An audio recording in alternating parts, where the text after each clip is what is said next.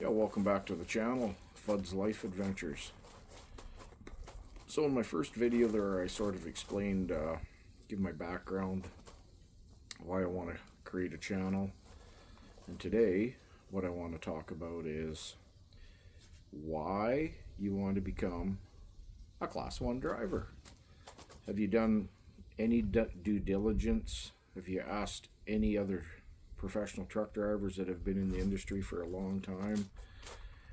That'd probably be a very good idea, because you don't just get in the truck, or sorry, you don't just get your license, get in the truck and drive. There's a lot more steps to that, and it would probably be a very, very, very good idea to talk to a number of guys that have been in the industry to see if you actually want to go and do this as a profession, because it's not really that easy. So it isn't. It's a lot easier just steering the steering wheel and smashing on the throttle and shifting a few gears, but a lot of the trucks now are going to automatically, or they're getting rid of I heard the 18 speeds and whatnot and going strictly automatic. My personal opinion, if you can't drive a stick shift, shouldn't drive a truck.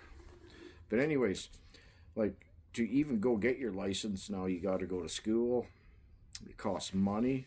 I heard in the thousands. Probably what you got is not what you got to do classroom.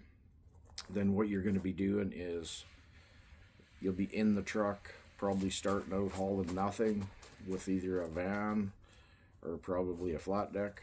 I would imagine tandem axle, probably 48 footers, and probably dry weight to start with, and then you eventually work up to weight.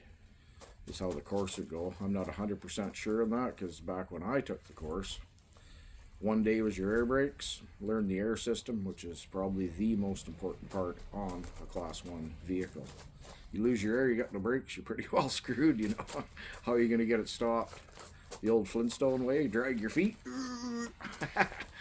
But anyways, yeah, like, and then there's so much into trucking, or so much different kinds of trucking. Like, I'm from Alberta, Canada, so you can work provincial, which is just in Alberta.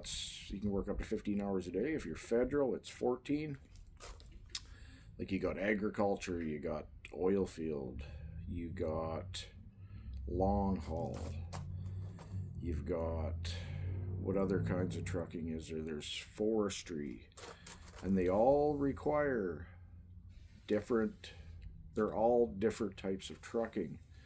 They're all different divisions of trucking. It's not just go grab a trailer, go do this. There's so much involved into it. So before you ever go get your license, you might want to look into that a little bit, because each and every part of it is different. Do you want to just drive, say, from, like, go grab a van in Vancouver and haul it to, let's say, Montreal? That's pin to pin. Grab another van, bring it back to Vancouver. You just keep going back and forth in Canada. And that would be 13 hours a day, so you drive 4 hours, and then you stop for your half-hour break. And say oil field. One part I liked sort of was I hauled LPGs, which is liquid petroleum gases. So I'd go load in generally Fort Saskatchewan at Pembina or Kira, load my bottles up, haul it to a plant 2, 3, 4 hours away, unload, go back to the loading areas in Alberta. There's different places that you can load your butanes and propanes and whatnot to haul them around to different plants. And that's part of trucking. That was a pretty good gig. Logging, I've never done logging, but that's badass trucking, man. You got logs that are, yeah, they're way high in the air, man. So your load's going like this all the time, which would take a little bit to get used to.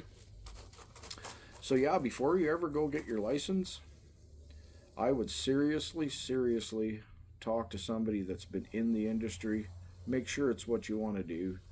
Don't go waste your time and money and effort, because it's just not worth it, man. Because it costs, I think, in the tens of thousands. You're 2 or 3 months going to get your license, unless you can find a really good company that are looking for people and they might sponsor you and pay for part of it, or some of them might pay for all of it, because they're all looking for drivers.